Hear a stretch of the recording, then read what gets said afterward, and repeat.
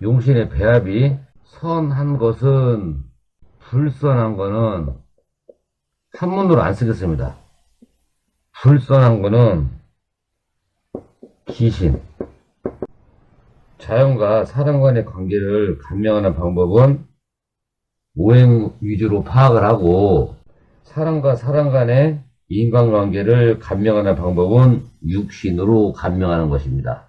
오행을 위주로 만물의 쓰임을 파악하기 위해서는 원령의 인원 용사 중에 사령 오행에 자신이 살아갈 임무가 있는 거고, 오행 사령을 자연 그대로 활용하는 오행을 시기신이라고 합니다. 인위적으로 활용하는 것은 기신이라고 말하는 겁니다. 홍신이나 희신이 기신의 지나침에 의해서 이그러지 발생하면은 반생의 공을 이루도록 조정하는 오행을 유용지신이라고 말하는 거예요. 그러니까 결론은 원령의 사령용신은 만물을 활용하는 오행과 인간관계를 다루는 육신으로 구분하여 감명해야 되고, 원령의 사령용신은 만물을 활용하는 오행이고, 오행으로 감명하는 것은 만물을 활용하는 방법을 제시하는 것입니다.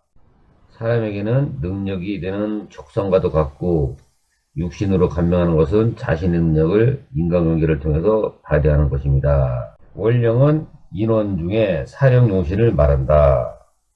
용신은 사람이 타고난 임무와도 같다. 용신은 보자하는 배합에 따라 쓰임이 달라진다.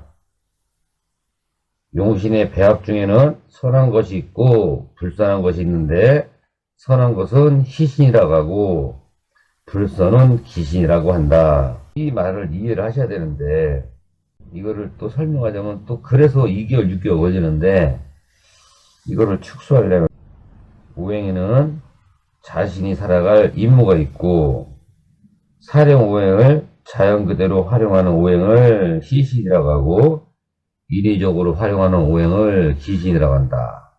원령의 사령용신은 만물을 활용하는 오행과 인간관계를 다루는 육신으로 구분하여 감명을 해야 한다. 사람에게는 직업 능력이 되는 족성과도 같고, 육신으로 감명하는 것은 자신의 능력을 인간관계에 통해서 발휘하는 거와 같다. 그래서 이거를 진로와도 같다고 말하는 것이다. 사령용신은 사람이 태어난 생년월일에서 출생월을 원령이라고 하고, 인원에서 출생한 시점을 말한다.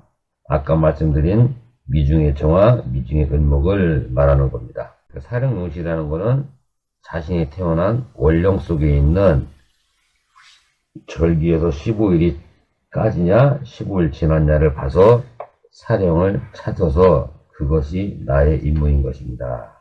이해하셨죠? 원령에서는 자연이 내어준 생장성멸의 원칙에 의하여 만물이 생멸하게 된다. 자신이 사용해야 할 만물이 원령에 존재하게 되는 것이고, 그 다음으로는 사령용신에는 원령에서 만들어진 만물을 어떻게 사용해야 하는 임무가 부여된다. 원령이 이게 원령입니다. 몇 년, 몇 월, 기죠? 봐봐요. 6월 7일날 태어났다. 그러면 제가 봐봐요. 6월 1, 2, 3, 4, 5, 6, 1, 2, 3, 4, 5, 6, 7. 7일에 태어난 거예요. 그러니까 월령이라는 거는, 미월의 월령은 정화가 당령이고, 이 월령 속에서 저는 6월 7일에 태어났어요. 그러면 15일 전이니, 절기서부터 15일 전이면 정화가 사령이고, 15일 이후는 을목이 사령이다. 이 얘기를 하는 거예요. 임무를 명리학에서는 사령용신이라고 하고, 임무는 만물을 사용하는 정신이 되는 것이다. 원령에 천지가 지어낸 만물이 있고, 그것을 사용하는 사람의 임무는 사령용신에 있다는 뜻이다. 사령용신은 하늘이 천기와 땅의 지기와 부모의 정기가 혼합되어 있는 것과 같다. 임무가 되는 사령용신에는 행위가 되는 희신과 기신이 배합이 되어 있으며 희귀신의 잘못을 고쳐가는 유용지신이 임무를 보좌하는 것이다. 사령용신이 타고난 임무가 된다면 희신은 사령용신에 배합되어서 만물을 사용하는 행위가 되는 것입니다. 희신의 행위는 만물의 본연 그대로 사용하는 방법을 택하는 겁니다. 희신은 사람의 의도한 인위적인 것이 없고 자연환경을 지배하는 기후와 지역의 특수성에 따라 삶의 모습이 나타나는 것입니다. 희신이 사령용신에 배합되어 사령용신의 정화가 사령용신이다. 그러면 경금이 배합되어서 선이라 말하는 겁니다. 희신이 사령용신에 배합되어 만물의 원모습을 그대로 사용하는 것이라면 기신은 사령용신에 배합되는 것을 자신의 필요에 맞게 만물을 개량하여 쓰는 것과 같다.